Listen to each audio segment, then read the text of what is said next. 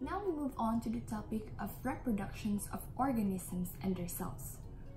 But before we tackle on it, let us have the definition of terms. What is the definition of reproduction and what is the definition of cell reproduction? First, let us talk about reproduction.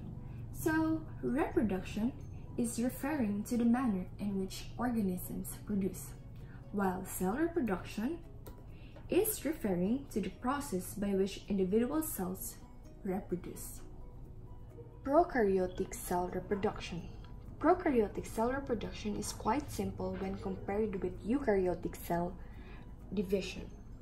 Prokaryotic cells reproduce by a process known as binary fission, in which one cell splits in half to become two daughter cells. Before a prokaryotic cell can divide in half, its chromosome must be duplicated so that each daughter cell will possess the same genetic information as the parent cell. The time it takes for binary fission to occur, it takes for one prokaryotic cell to become two cells. It is called the generation time. The generation time varies from one bacterial species to another and also depends on the growth conditions.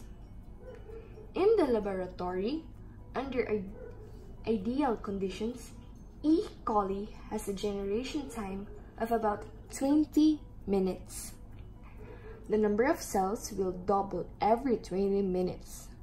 Bacterial generation times range from as short as 10 minutes to as long as 24 hours or even longer in some cases.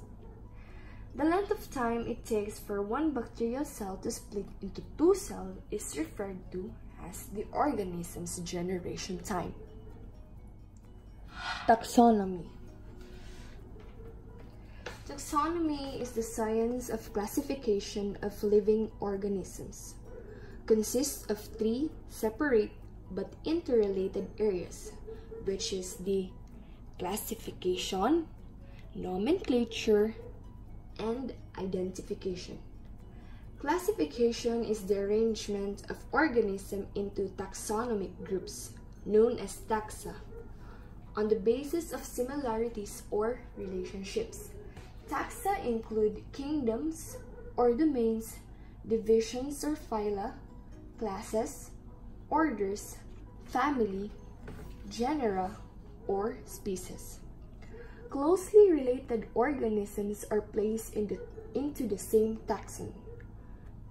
Next, nomenclature is the assignment of names to the various taxa according to international rules. Lastly, identification is the process of determining whether an isolate belongs to one of the established named taxa or represents a previously unidentified species. When attempting to identify an organism that has been isolated from a clinical specimen, laboratory technologies are very much like crime scene investigators or detectives. They gather clues about the organisms until they have sufficient clues to identify the organism to the species level. Classification. Have you ever wondered how animals are classified? Now you know the answer. So here it is. First, let us begin at the bottom. So we have the species. Then after that, we have the genus. Next, we have their families.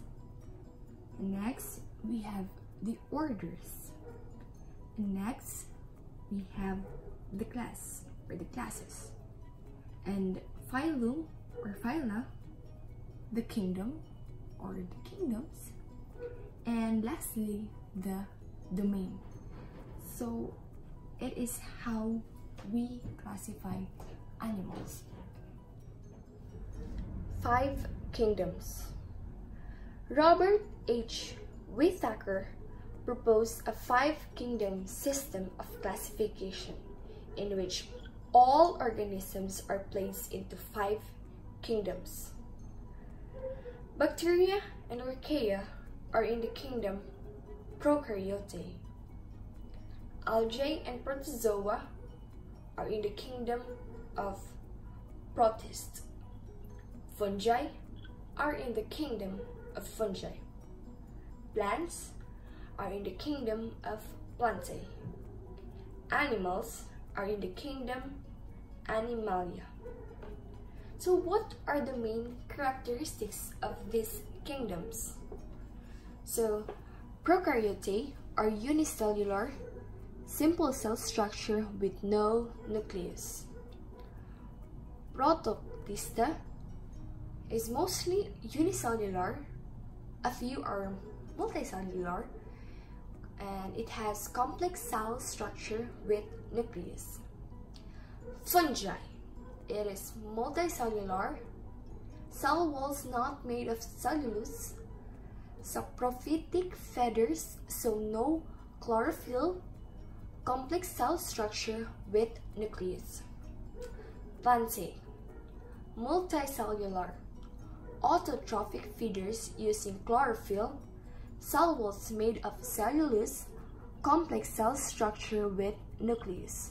And lastly, we have Animalia, multicellular, heterotrophic feeders, so no chlorophyll, no cell walls, complex cell structure with nucleus. So that is the 5 kingdoms. Determining relatedness among organisms. rRNA sequencing. Have you ever wondered how do scientists determine how closely related one organism is to another?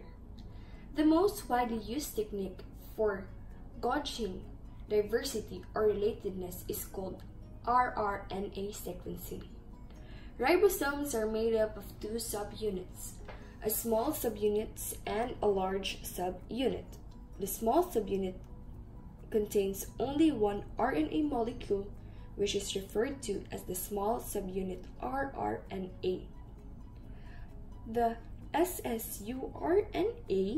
in prokaryotic ribosome is a 16S rRNA molecule, whereas the scRNA in eukaryotes is an 18S rRNA molecule. The gene that codes for the 16S rRNA molecule contains about 1,500 DNA nucleotides, whereas the gene that codes for the 18S rRNA molecule contains about 2,000 nucleotides. The sequence of nucleotides in the gene that codes for the 16S rRNA molecule is called the 16S rDNA sequence. To determine relatedness, researchers compare the sequence of nucleotide base pairs in the gene rather than comparing the actual scRNA molecules. And so, rRNA can be used not only for taxonomic purposes, but also in the clinical microbiology laboratory to identify pathogens.